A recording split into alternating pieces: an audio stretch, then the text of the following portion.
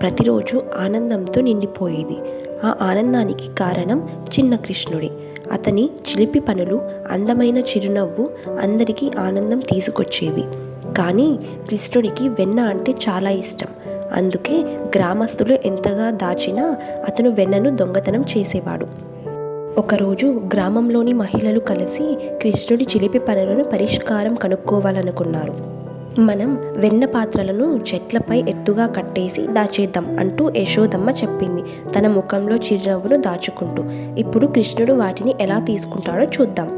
గ్రామస్తులంతా చెట్లపై వెన్న పాత్రలను కట్టేశారు. ఇప్పుడు కృష్ణుడు వాటిని తాకలేడు అని వారు ఆశగా అనుకుంటున్నారు. కానీ కృష్ణుడు తన స్నేహితులతో కొత్త ప్లాన్ వేశాడు. మనమందరం కలిసి మానవ పిరమిడ్ లాగా ఉంటాం, అప్పుడు వెన్న పట్టిక చేరగలం, కృష్ణుడు ఉత్సాహంగా చెప్పాడు.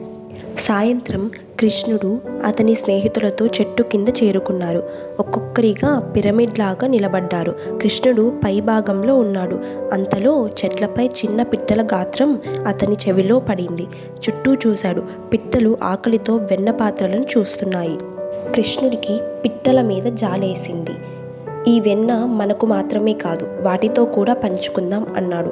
అతని స్నేహితులు ఆశ్చర్యపోయారు. కానీ కృష్ణుడి మాటలు విని అంగీకరించారు. కృష్ణుడు వెన్న పాత్ర తెరిచి కొంచెం వెన్న పిట్టలకు ఇచ్చాడు. పిట్టలు ఆనందంగా తింటూ ఎగిరిపోయాయి. ఈ దృశ్యాన్ని గ్రామస్తులు దూరం నుంచి చూస్తున్నారు. కృష్ణుడి చిలిపి పనుల్లోనూ పాఠం ఉంది అంటూ యశోదమ్మ ప్రేమతో అన్నది. మనందరికీ జాలితో పంచుకోవడం నేర్పించాడు. ఆ రోజు నుంచి గ్రామస్తులు వెన్న దాచడం మానేశారు. అందరి కోసం అందుబాటులో ఉంచారు. ఎందుకంటే కృష్ణుడు దాన్ని అందరికీ పంచుతాడు అని వారికి నమ్మకం వచ్చింది. అలా చిన్న కృష్ణుడు చిలిపి పనులు ప్రేమ మరియు జాలికి గుర్తుగా మారి బృందావనంలో అందరికీ సంతోషం తెచ్చాయి.